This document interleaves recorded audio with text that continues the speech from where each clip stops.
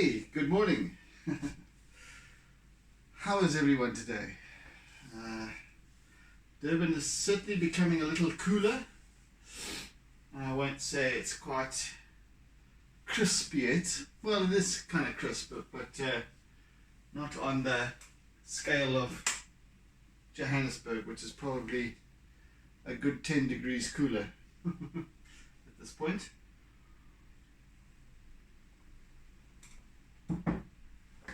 Right, day two, and we begin anew. All right, we don't begin anew, but you know what I mean. Okay, so where are we? Where were we? Where are we? We. There's a little bit of a.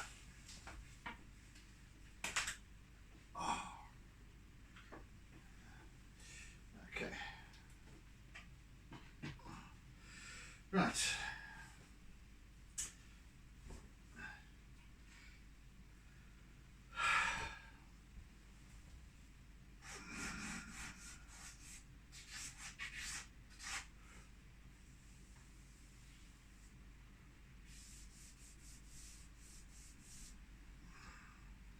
What I want to do is just demarcate where these waves are in the distance.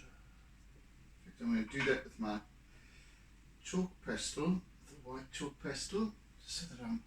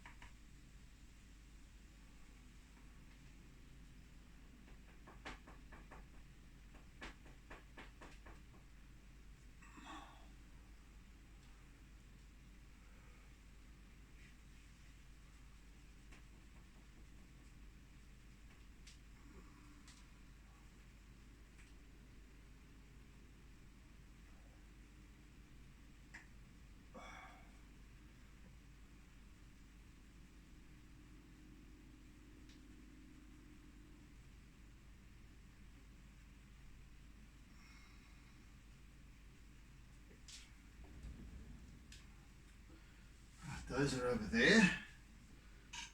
And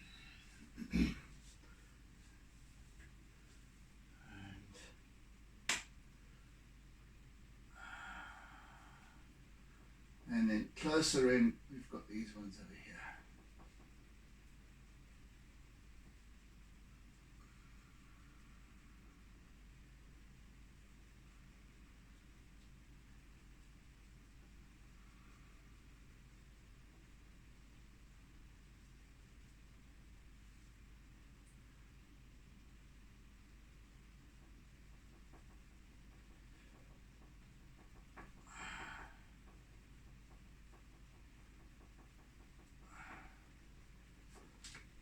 Just kind of indicate where they are at this point.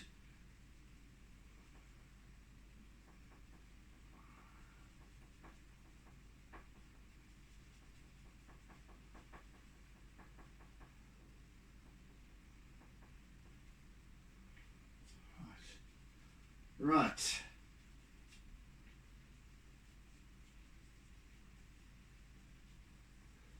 That'll do. That'll do.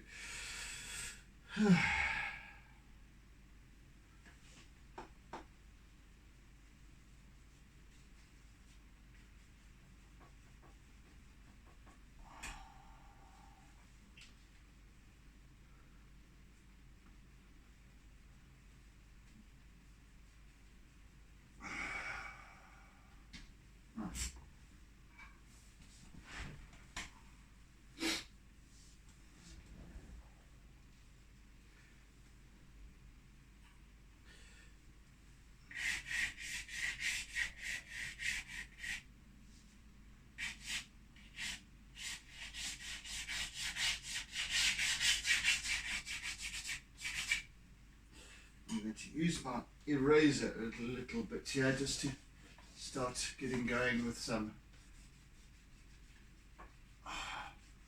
better looking foreground, not foreground, middle ground. A little bit of texture and a little bit of reflectiveness, etc. In fact, no, first of all I'm going to use this.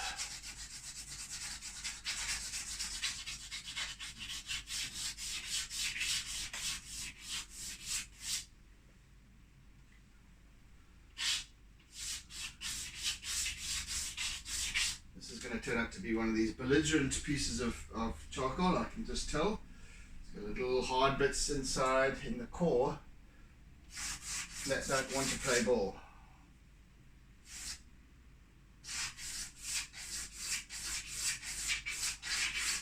Yeah, it's just almost useless when it gets to that point. Break a bit off and see, that's a bit better.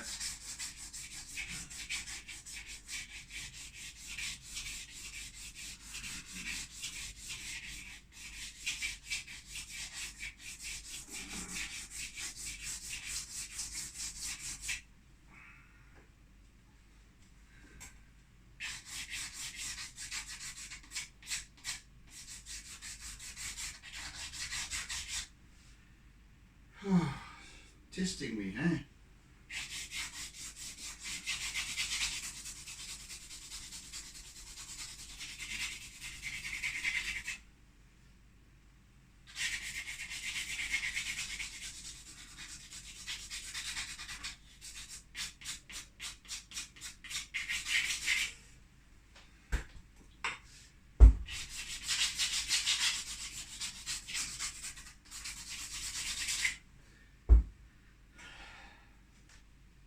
Yeah, so there's this stretch of sea just behind this wave, between this wave and the next, and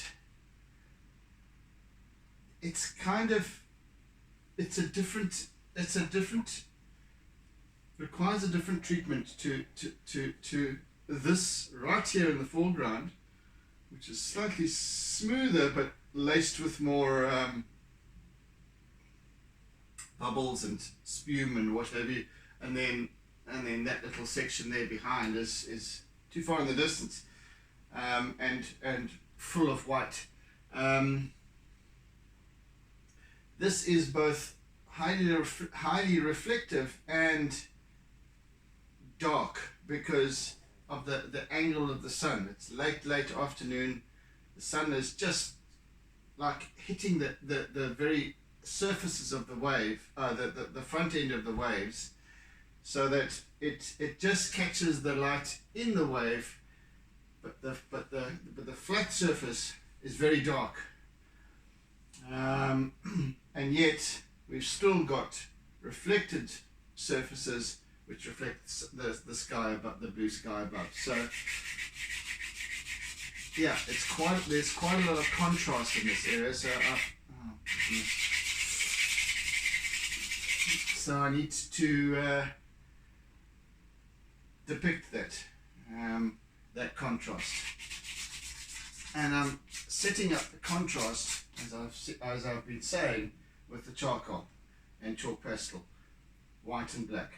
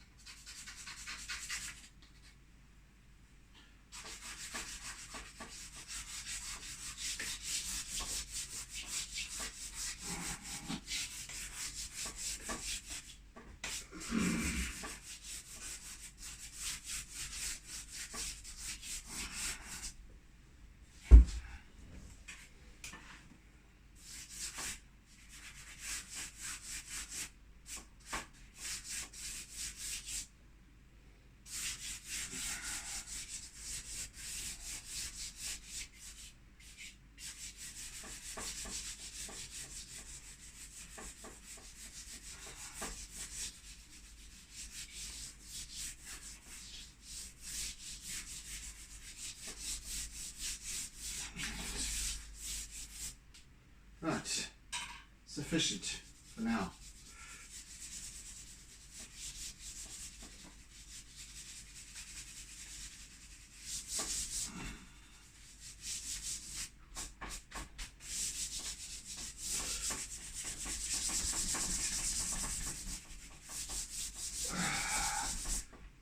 Okay, now I use my eraser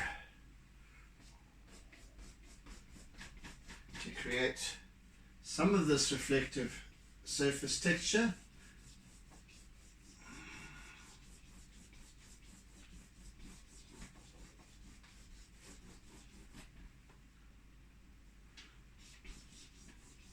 Also just following the grain, so to speak.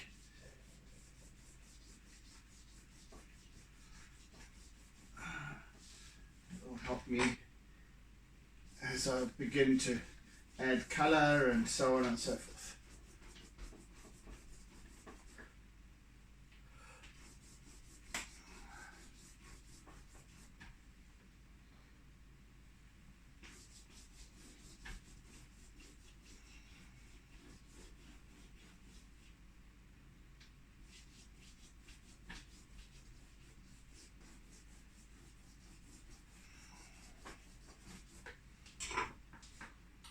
Little bit.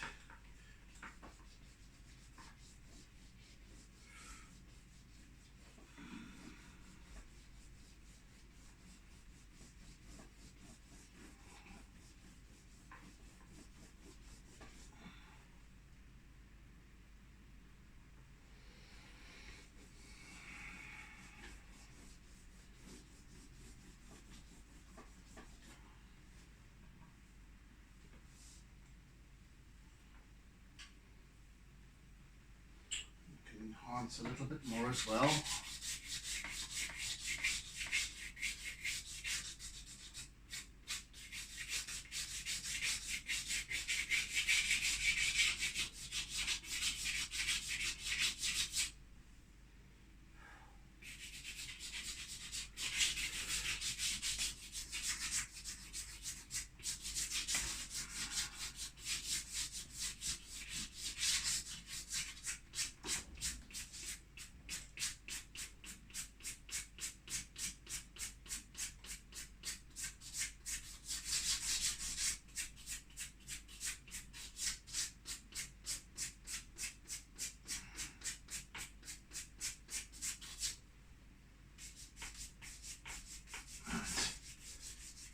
Yeah, that'll suffice for now. Thanks.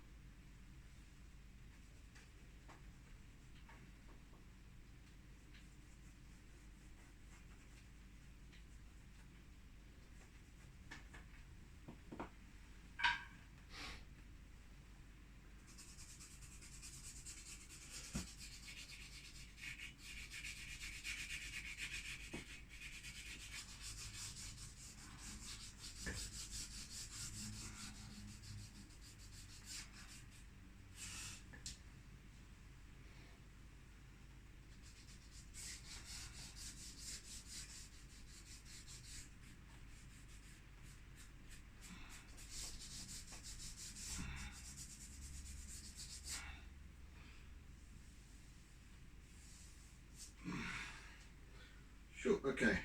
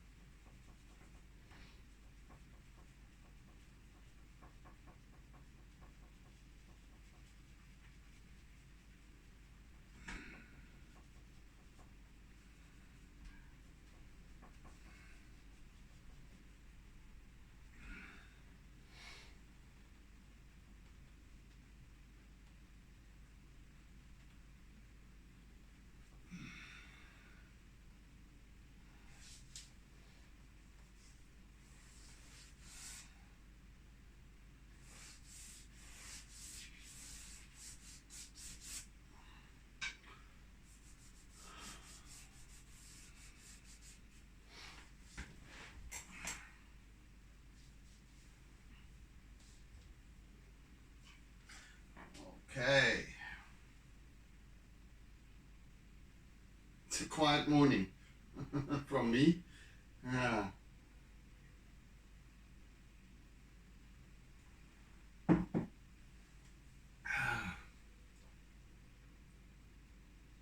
So slowly but surely working up this balance of contrast, culminating in this kind of I was yesterday referring to a that's pathetic. Yesterday I was referring to a concerto or a piece of classical music, an overture, whatever you want to call it, where there's this build-up of energy and sound and emotion and what have you, and that kind of culminates over here. This area over here is really just the filling.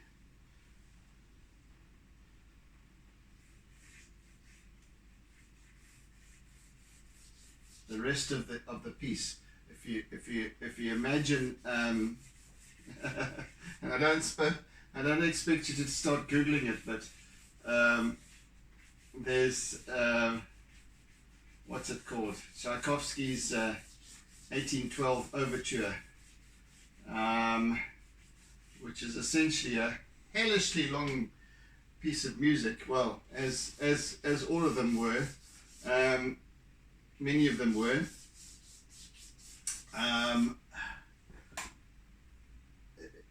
But it ends with this massive crescendo of crashing guns. I mean, they literally used cannon in the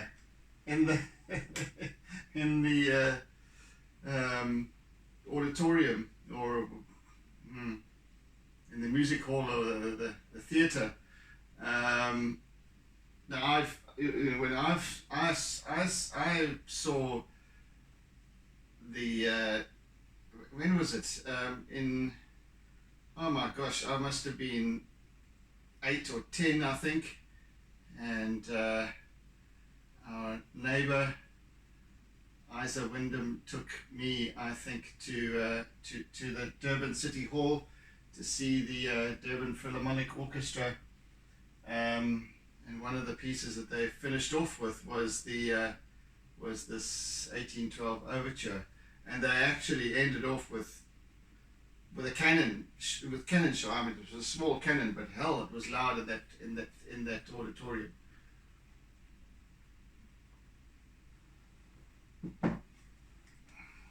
Anyway, it's like that. It's like this build and build and build the it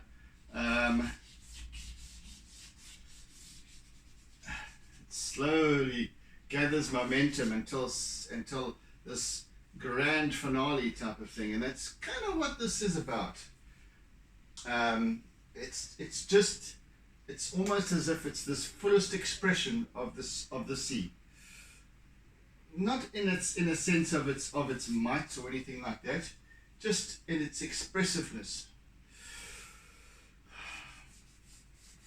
you know, at night, if we live near the sea and we can hear that roar of the surf, it's a constant, and it lulls sometimes and peaks. That's what the background is about.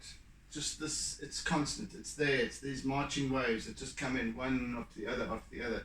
This is something different. This is always changing. This shore break area, because there's so many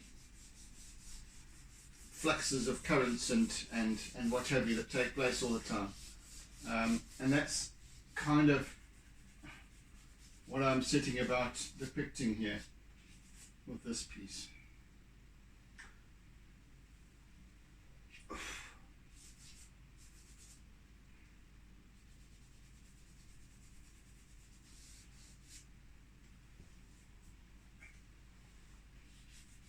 And what with the light, etc. There's a great deal of this contrast, like I said, so that adds to the drama, accentuates the highlights and the lowlights, etc. Yeah, so it's the story it tells is interesting.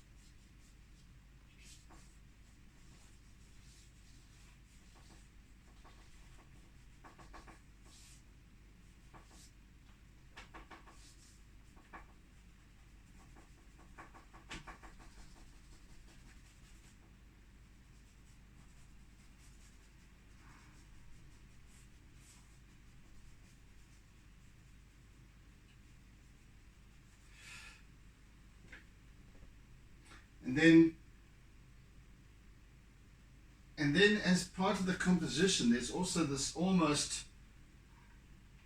there's almost a perfection to, I want to depict the perfection of the ocean, and it's all of its higgledy-pigglediness.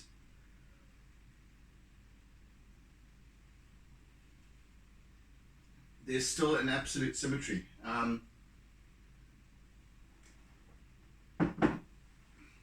And an absolute perfection as to the manner in which it forms. And there's kind of, and I'm just noticing it now with the curl of this wave and so on, and there's almost this Fibonacci cycle, whatever it's called, the golden cycle going on here. It's almost encompasses the entire piece. And that's where I'm getting at. So there's a lot of, as I've said time and again, in every single piece of art, whether it's mine, whoever else's it is, there's always a story being told, and there can be multiple stories being told. So there's the story I'm telling, there's what I'm interpreting from what I see, from what I feel, and what I'm putting on this paper. That's my story, the story that I'm telling you as well. As it emerges, I have these sort of realizations, and then I'm sharing those thoughts with you. And then there's your interpretation, your story. You know, what is it that you see in this piece, and what does it remind you of, and all of that. What does it represent? So as we sit and ponder these things, and I've said before how important this idle time thing is.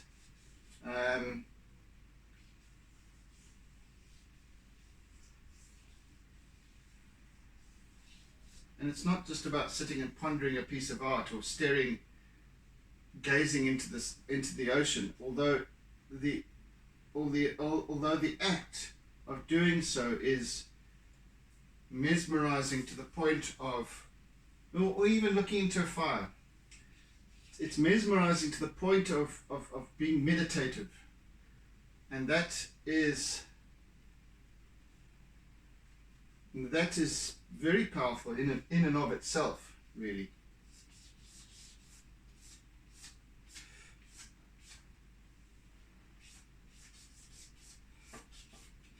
So there is merit to all of this, and as I've said, out of this free thinking, where you allow your mind to wander without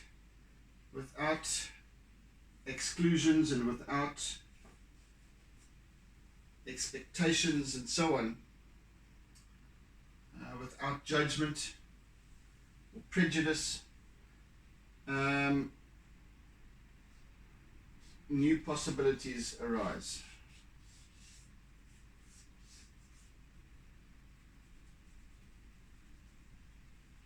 So I kind of use my art as a means of perhaps telling a metaphorical story.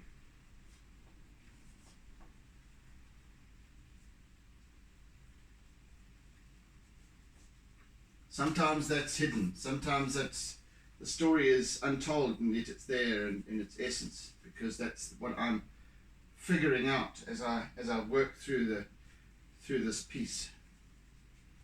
And each piece is different in that respect, in terms of its story and all of that stuff, you know?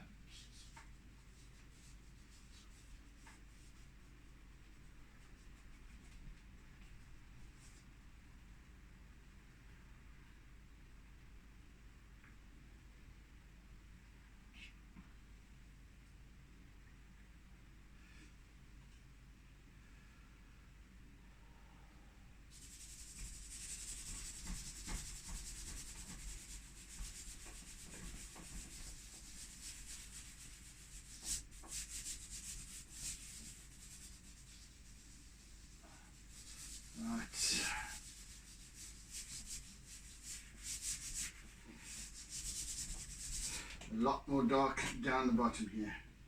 I need to depict.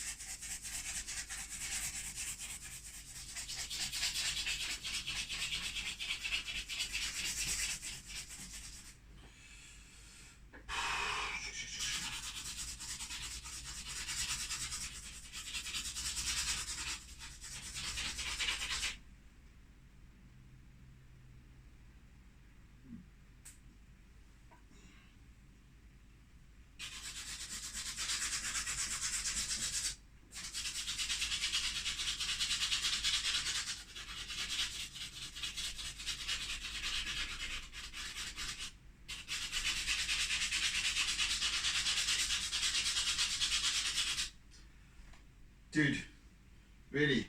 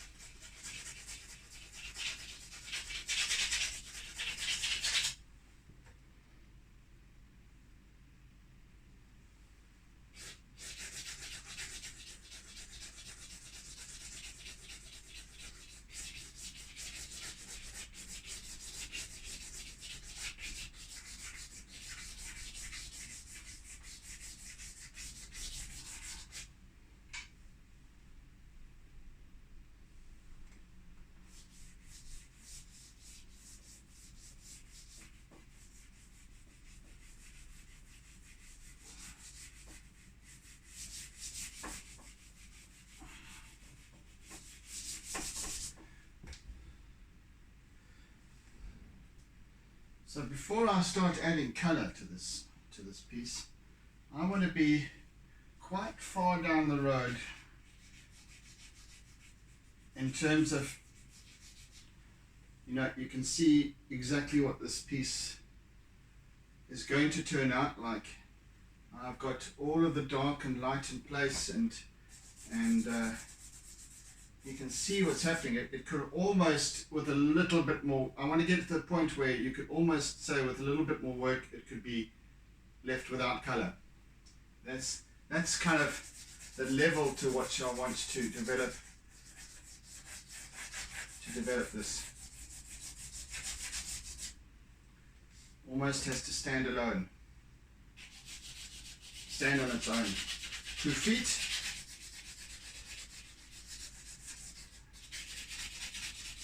Almost, but not quite.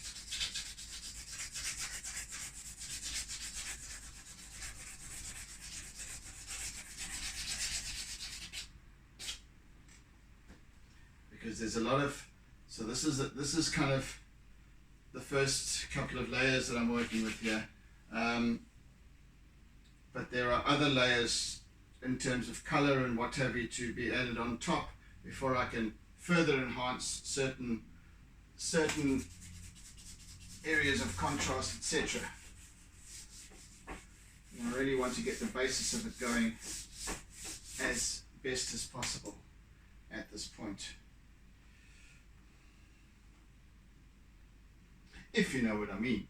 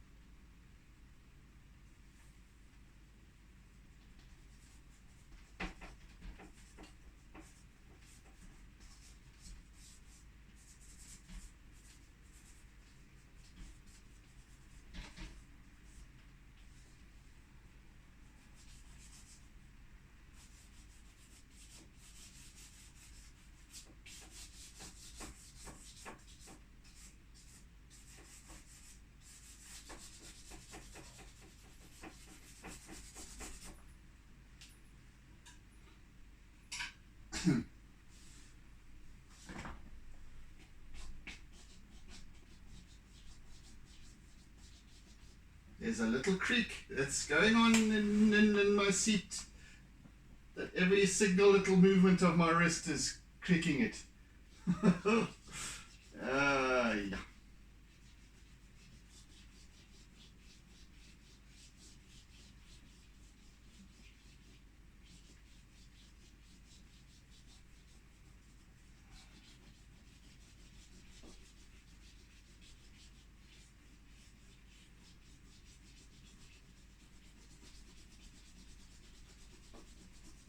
So my eraser is going to play a very, very prominent role with this, with the development of this piece as it unfolds, because of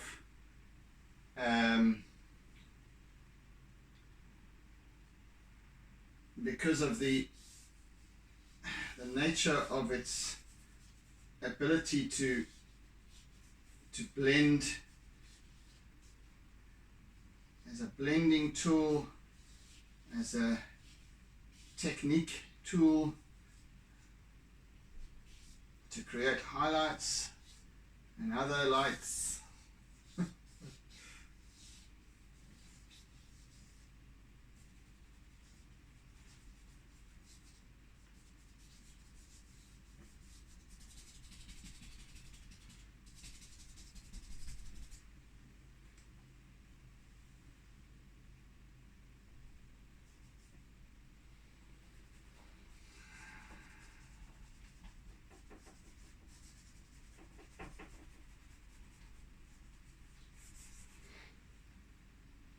I'm leaving this part until a little bit later, because I think that I'm going to be using a fair amount of acrylic here. Actually, maybe not. No, maybe not. I'm not going to develop that right now anyway.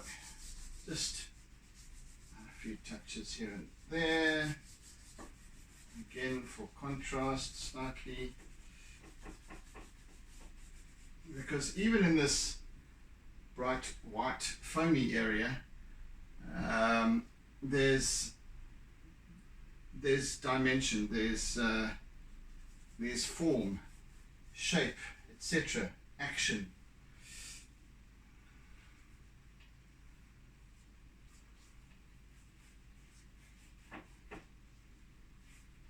Stuff going on, you know, so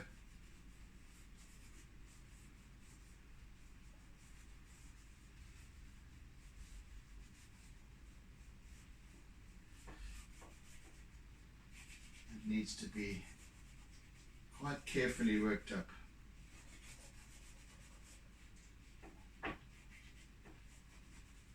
Yeah, there's a kind of a topography to the wave itself, to the foamy part of the wave. Almost time to break out another piece of pastel.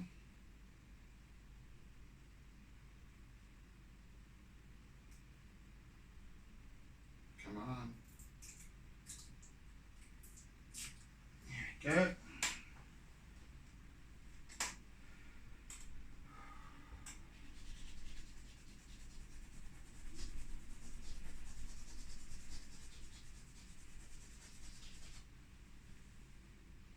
Tomorrow I shall start to add colour. Not today. Predominantly because this piece, even more so than the others that preceded it, relies a great deal on this contrast of black and white, this interplay between black and white. So that's why I want to really work it up to a sufficient degree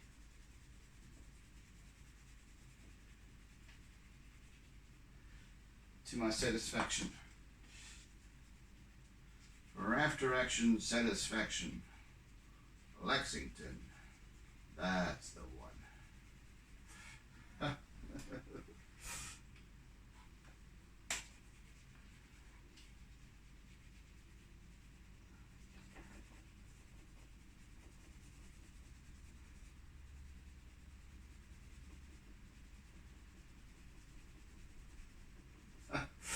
Those old cigarette advertisements on radio and TV, well, predominantly the ones on radio, as misguided and what have you as they were, as many of the old ads were, especially with regards to vehicle safety and all that sort of stuff, back in the day. They were fantastic, you know. Of course, they led to a lot of addiction and all sorts of things. But then again, I mean, you know, but you know, they used to be quite sort of enchanting. Some of them. I mean, we can always remember the well, the Lexington ad. I can actually do that whole ad, or one version of it.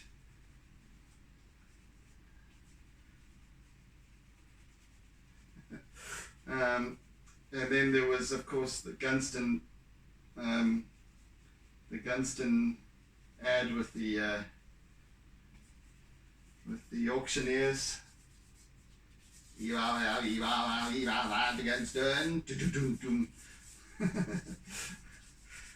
And a bunch of others, but and especially the Peter Stuyvesant advertising, and in movie theaters. So you used to get those lengthy advertisements. I mean, they were at least 5 minutes long.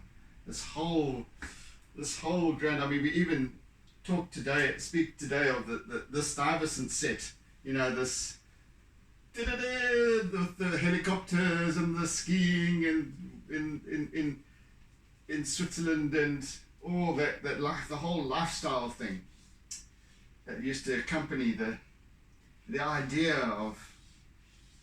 In fact, I don't think even in any of the ads they used to smoke cigarettes. It was just, and that's the cleverness of advertising. And that, in fact, that's why I'm no longer in advertising. It's because it's just bullshit.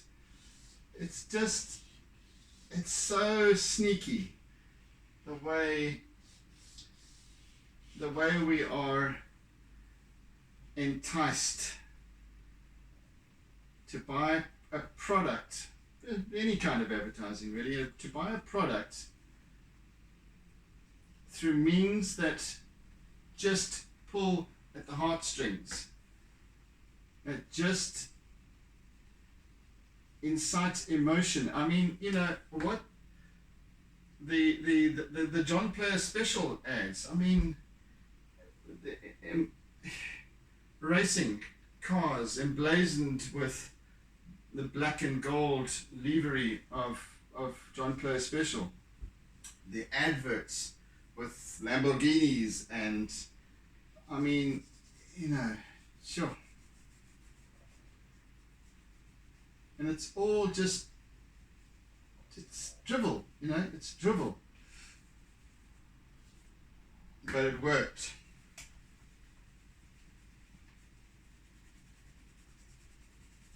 Playing with the mind, really, that's what it amounted to. Playing with the mind, and because we didn't have the ability, and we still don't have the ability in many senses with regards to advertising, we succumb. And we don't know even why or how, because we're not observing. We're not observing, why does something make me feel the way I feel?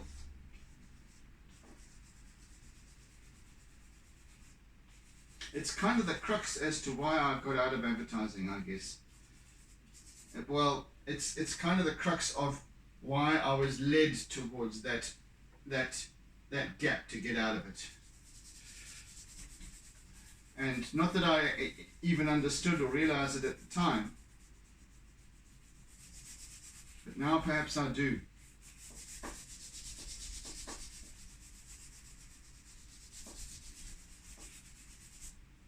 I won't get into that.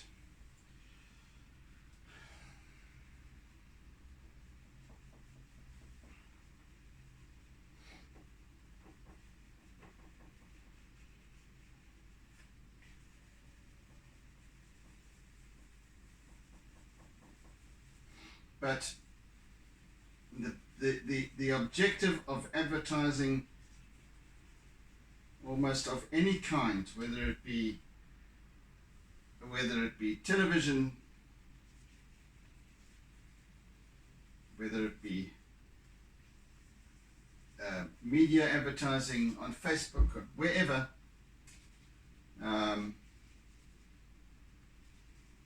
Handouts, flyers, billboards, you name it. Any form of advertising is just,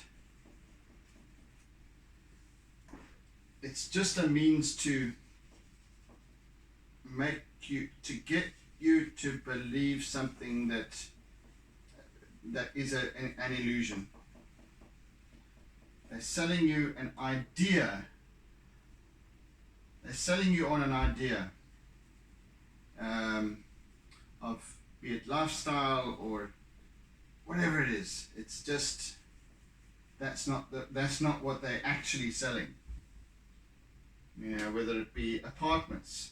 So if you want to sell apartments, they sell the lifestyle, the feeling of what it is. They have people drinking, clinking glasses and drinking champagne and what have you, and you know, they don't tell you about the stinking sewage plant that's only 300 meters away. You know, obviously.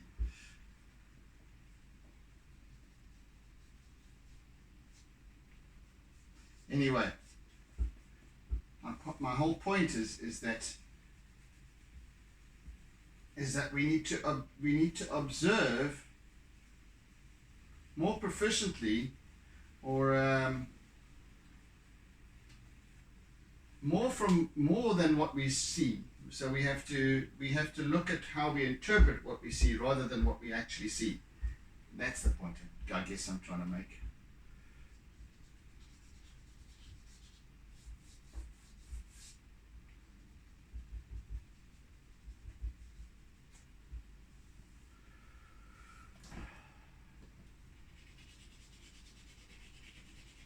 What I've been doing today is interpreting,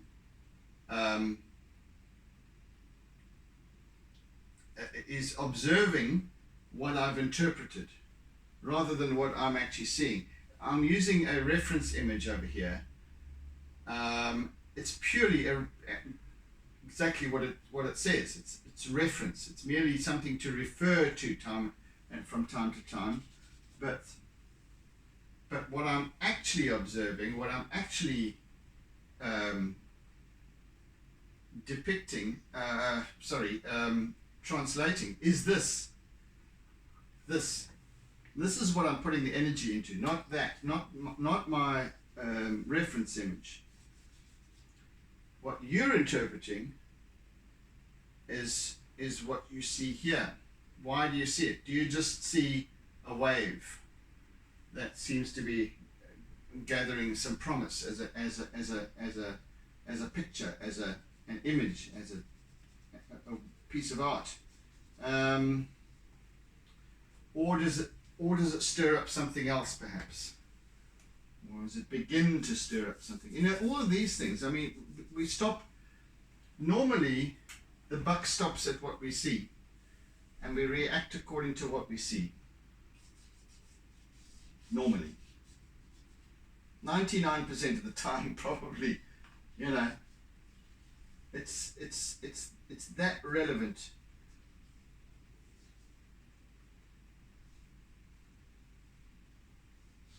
Only because we are so accustomed to interpreting according to what we know, what we've become accustomed to believing for our entire lives.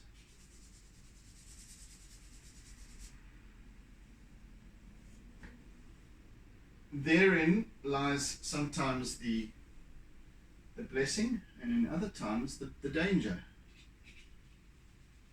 Because most often we react the same old way time and again, without fail, and without seeing what's there to be seen or listened to.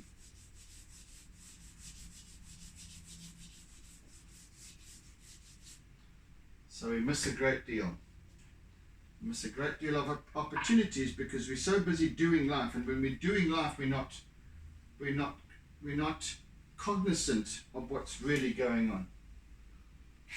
And that's why we need to take time to do so. Yes, I'm prattling, I know.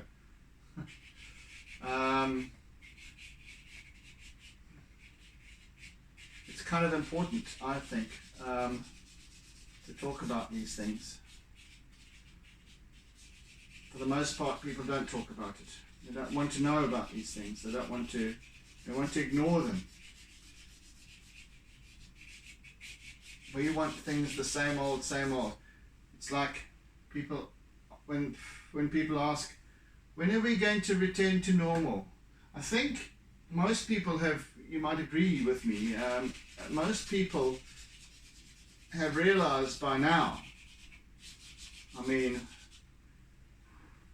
we are a year and a half into this pandemic, almost. Things ain't going to change back to normal. Now everything is just confusion.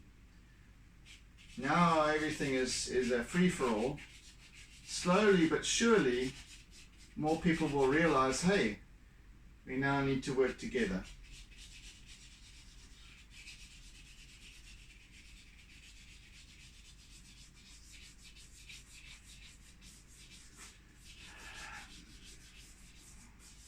We need to put our differences aside and our beliefs and what have you and what we're told and go, okay, so how can we make a difference together?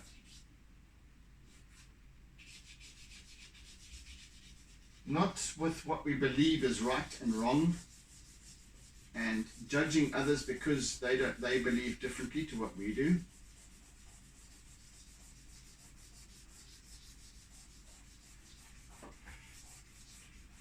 Just working together. You know, when we get involved in the squabbles of right and wrong, and we can get very, very far down that road, we tend to forget what's around us, the beauty of the world around us, the plight of animals, not the plight of animals because it's what we are doing to animals, to the animal kingdom, to the Mother Earth in general. What are we doing about that? In order to do something about that, and it's and what we don't realize when we're so damn busy squabbling about who's right and who's wrong, is that at a point it's going to be too late.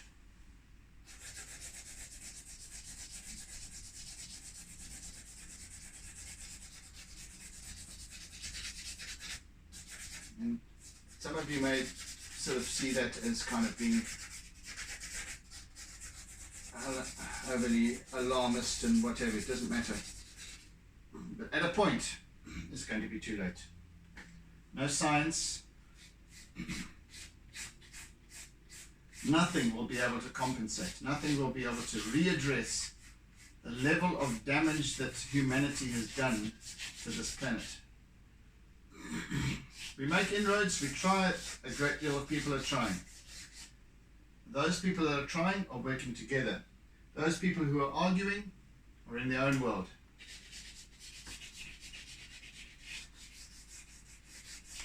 And they're busy arguing about the rights and wrongs of vaccination and this and that, and caught up in crime and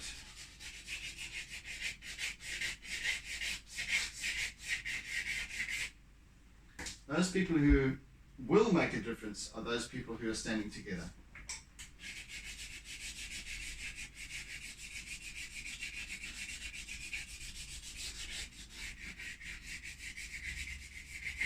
Anyway, just venting a little bit.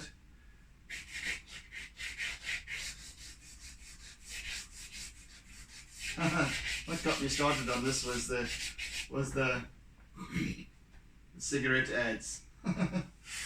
Yeah, you don't see their like anymore, hey? Very evocative.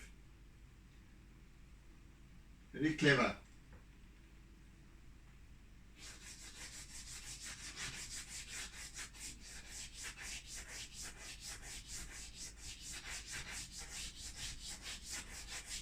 I think my best was probably a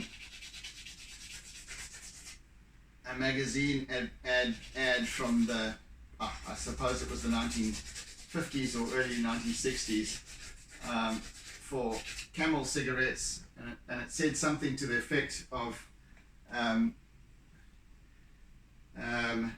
most doctors prefer Camel to smoke Camel. I mean, goodness, where did they thumbsuck? And they were probably smoking in their surgeries in those days. We don't join the dots. We don't realize what things were, what we've honestly come to believe in our youth and that of our parents' generation, etc. All that stuff is still there. It's still relevant. It's in our blooming DNA. That stuff we have to change, because it was subliminal. It was always there. It was always tempting us, taunting us.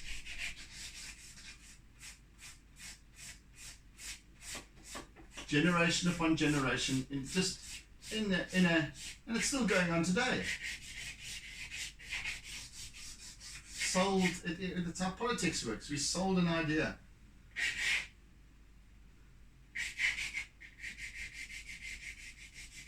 And we go along with it because the advertisers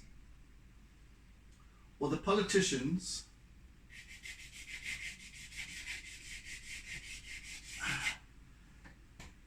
sell us the idea according to what we believe. They draw on our belief systems, our inherent belief systems. That's our responsibility to undo, however. I'm responsible for me and what happens in my life, nobody else. And I think that we are almost out of time, guys, for today. I have been talking a lot, but I've also been working a lot, as you can see. So, yes, decent progress, and I'll start with some color tomorrow. Yeah, it's going to be an interesting piece the way this turns out, I think. However it turns out, I'm not sure, but we'll see. Yeah, so we'll add some sky tomorrow, add some of the dark blues and greens and so on, browns down here. Nice stuff. Yes, good. Right. Thank you for joining, people. I really appreciate it. Thank you for sharing. The little button down the bottom middle of your screen.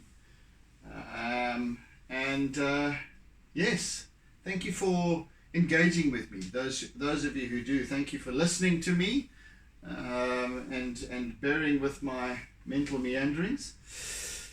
So have a fantastic day further, and do catch me. Do tune in. I'll catch you. You catch me, and let's meet in the middle tomorrow again. Or once in the next session. I think there's another. I think this is possibly a 5-day piece. This 5-session piece. So yeah. Anyway, take it easy, guys. See you tomorrow. Oodles of toodles, and have a good one. Be good. Be safe. Be kind. Bye.